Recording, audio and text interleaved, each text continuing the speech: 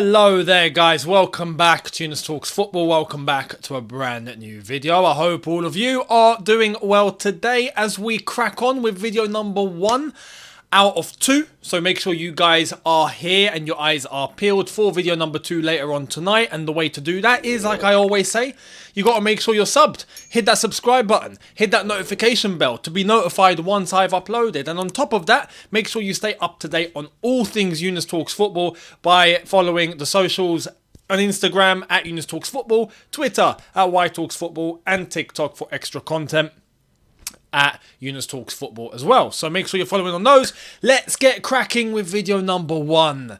And it's starting off with the big story that kicked off last night, which was Caicedo. Fabrizio Romano's given us an update this morning as to what is the latest, what's happening with this whole Caicedo deal now that a bid of 80 million total, 75 million plus 5 million add-ons has been rejected by Brighton in an email, can I add, like David Ornstein said yesterday, which for me translates to Chelsea send a bid and then I don't know if Brighton have like an automatic email response thing going on. You can set that up in your own email account. Like you can have an automatic reply where it's just bid rejected.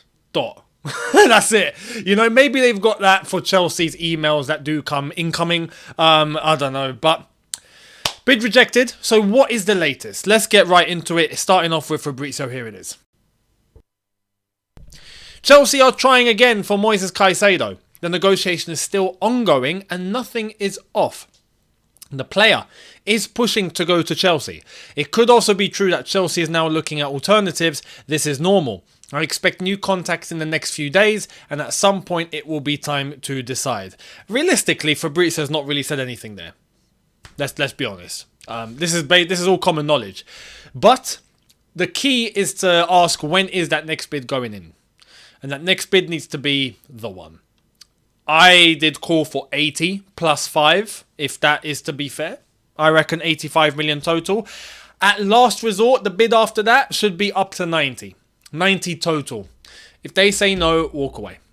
That's my analysis on it. But at the same time, I think we should be entertaining the whole deal with Lavia. I think we should consider putting a £50 million bid in to see how that goes. That way, in the meantime, if we can get something done for Caicedo, cool, we can just collapse the deal with Lavia and walk away. If it decides that, you know what, this whole Caicedo deal is just not going to happen, we pursue Lavia, hopefully Liverpool don't come in with a counter, and then we get Lavia. So Chelsea need to strategize now and think carefully in terms of what direction they're going to go in. Fingers crossed it's going to be a good one. But that's the latest on Caicedo. There's nothing else. Let me know down below. Now, talking about Caicedo and Brighton decided to put something out on Twitter. And they do this all the time now, man. I don't know what it is with their social media team. If their social media team are only being told what to put out, right? Simple as that. Or they've been briefed on what should go out, what should not go out. That's one or the other. And they've put this out. So I've got an idea. Here's what Brighton put. Reunited today, Albion fans. And this came out, funnily enough, this morning at 7:57 in the morning. 7:57 in the morning, some social media guy decided to put this out. Now, in the States, 7:57 is about, well, East Coast. That's about 2 a.m. Isn't it? 2, 3 a.m.? What are you doing? You're meant to be asleep. You know, but no, this is Brighton. So look, the fact that they put this up is clear. They're trying to put it into everyone's faces. Caicedo's our player. Caicedo's our player. Caicedo's our player. What are you going to do about it? Caicedo belongs to us. Not a problem. You're entitled to do what you want, right? But we know the deep lying meaning behind this. We know that it's aimed at us. We know. So I offered to Chelsea, please, can you start putting Colwell propaganda all across the timeline, please? Start sticking Levi Colwell everywhere. I want to see Levi Colwell on Twitter, on Insta. I want to see clips of him uploaded on YouTube. All of it. Start sticking Colwell at Chelsea with Poch, hugging it out, talking, training, the lot. Stick it all out and let's send that back to Brighton. Because if they want to play those games, not a problem. As much as they have a player that we want, We have a player that they had on loan and they desperately want now and they're not going to get because he's not for sale. So, yeah, anyway, that's the latest on Caicedo. Let me know your thoughts on that whole saga. Let's move to the goalkeeping situation. We have an update from Fabrizio. Darko's offered us the quotes. Here it is. Chelsea are not actively working on a new goalkeeper. Even though they had some meetings over Onana, they are not convinced of signing a new goalkeeper. They wanted to wait for Poch, and he's happy with Kepa. I'm not so sure on this one, I'll be honest. I don't like it. Why? Because I think at least to get a goalkeeper in to provide competition is good enough. At least. Doesn't have to be Mike Mignolet, but at least someone.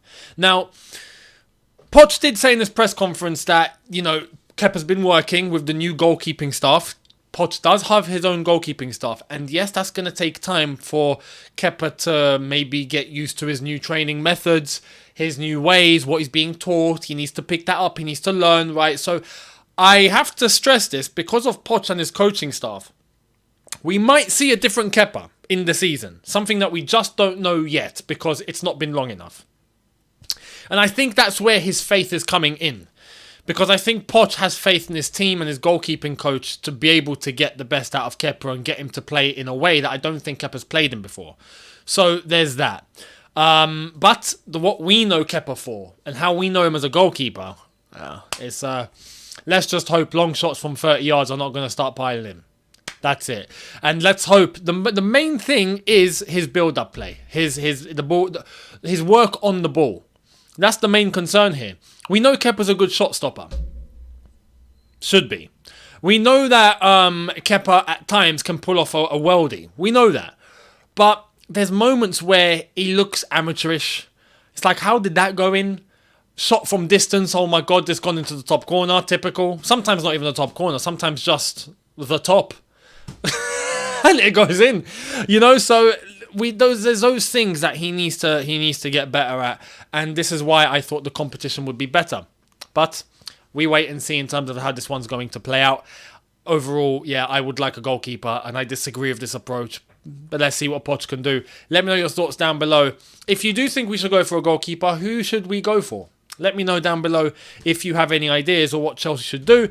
And if you reckon that Kepa should just, stay and we focus on Kepa and not a problem, let me know down below why as well. That would be much appreciated. Now, we move to the situation in Italy. What's going on in Italy? Well, let's get cracking. Here it is. This guy, once again. Chelsea will say no to Juventus' loan request for Romelu Lukaku as they want to sell him permanently. But with time running out, a loan deal is not impossible. Okay. We have to be honest here. We are in a situation where getting rid of this guy is like getting rid of a disease that has no cure. It's just basically borderline impossible now at this point. Now, we have to entertain the fact that a loan could be the way out. But, and I hate saying this because if it was down to all of us, we'd sell him.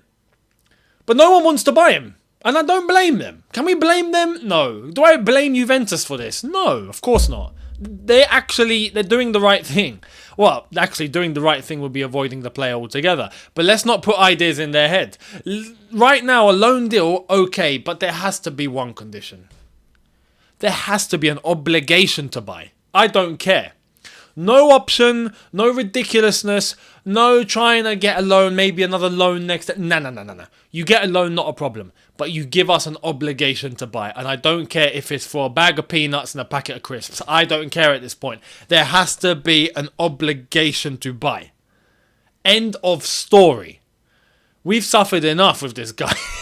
So, yeah, let's wait and see how this one's going to play out.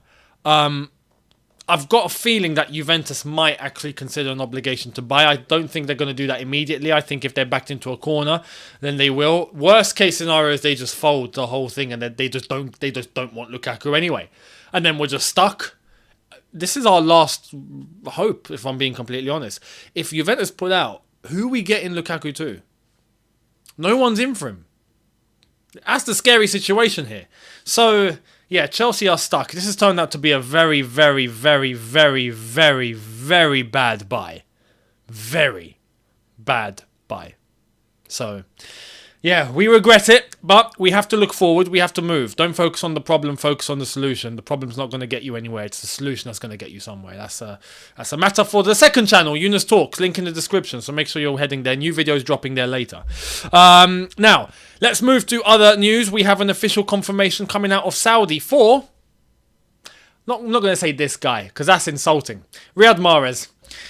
Official, confirmed. Riyad Mahrez joins Al-Ahli on permanent transfer from Man City for £30 million fee. Contract until June 2027. Agreed days ago. Deal finally sealed. There's Mahrez in the Al-Ahli kit. We have Mahrez himself giving a nice, long, well thought out goodbye.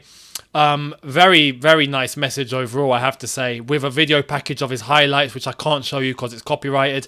But yeah, to his teammates, past and present, his old coaches, the fans, all sorts are mentioned there, and the current staff as well, and what they did in terms of getting and winning the treble was mentioned. Then we had the official announcement from Al-Ahli with the new pictures of him with the Saudi shirt. The Al-Ahli shirt with the Saudis, of course. Al-Ahli put in the Control King, and that's very fitting, I'm not going to lie, because his control is actually pretty ridiculous. And yeah, there we are. That's Mahrez at Al-Ahli. Congrats to his move. I hope he smashes it out there, and I'm sure he will. 32 years old. It's a good time to go. I thought he had one more year in him, but I don't blame him making this move. He's probably making 4 times what he was making at City. So it is what it is, and fair play. So Mahrez over at Saudi Al-Ahli. I'll be looking forward to seeing him play over there. He joins up with Edouard Mendy, so they're teammates now. So that's going to be interesting. This Saudi league's going to be very interesting, I'm going to be completely honest. So let's see how this one's going to go. Now, breaking news coming out of France. This has come in the last few minutes. Here we go.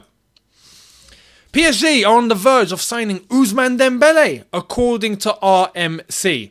How? How has this happened?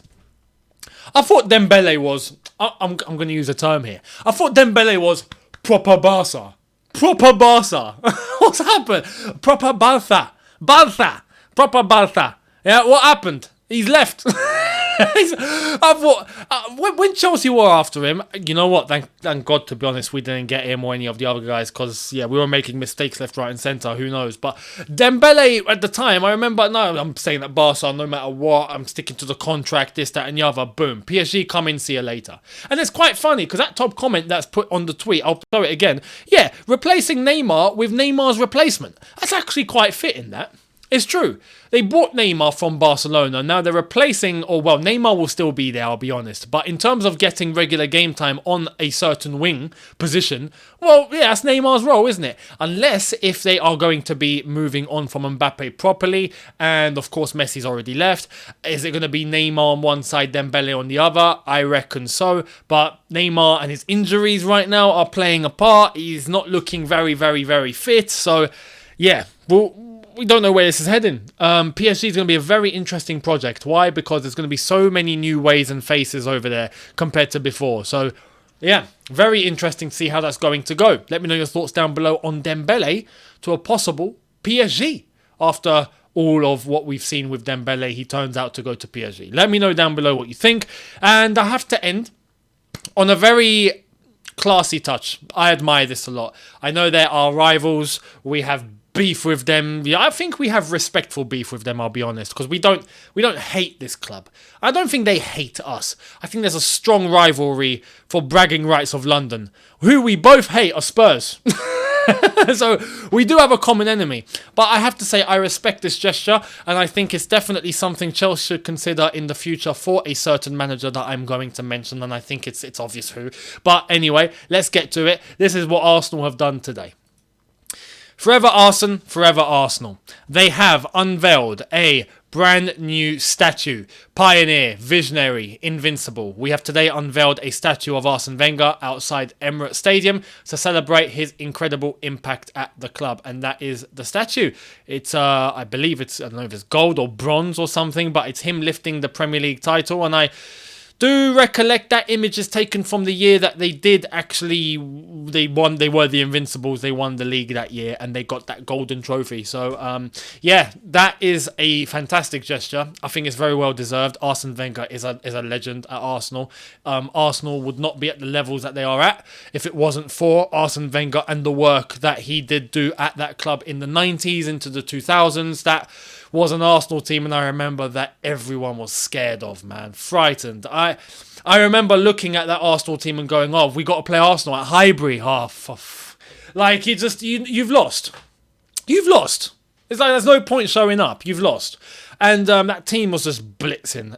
So, yeah, credit to Arsene Wenger. Very well deserved. And congratulations, to be honest, for a statue like that. And this is definitely something Chelsea should take on board. We've obviously got the Peter Osgood statue outside of the bridge. And I do think that's deserved. King of Stamford Bridge, of course. But when it comes to it, I think it will be the right time to start giving these sort of things out. The first name that pops to mind in terms of management, there's one guy and one guy only right now, and that's Jose Mourinho, of course. Can you imagine if that were to happen? That would be unreal. So, yeah, it's all about the impact and what took the club to the next level. For us, it was right after, actually, who dethroned these lot? Who dethroned this Arsenal team that were the Invincibles? Who took them on and beat them? And put them on into second position before Manchester United showed up again and whatnot. But who did? It was us, and it was Jose's Chelsea, and it was the impact of us at that time. And we'd only lost one game, and a stupid loss. If not, we would have been invincible the very next year. So, yeah.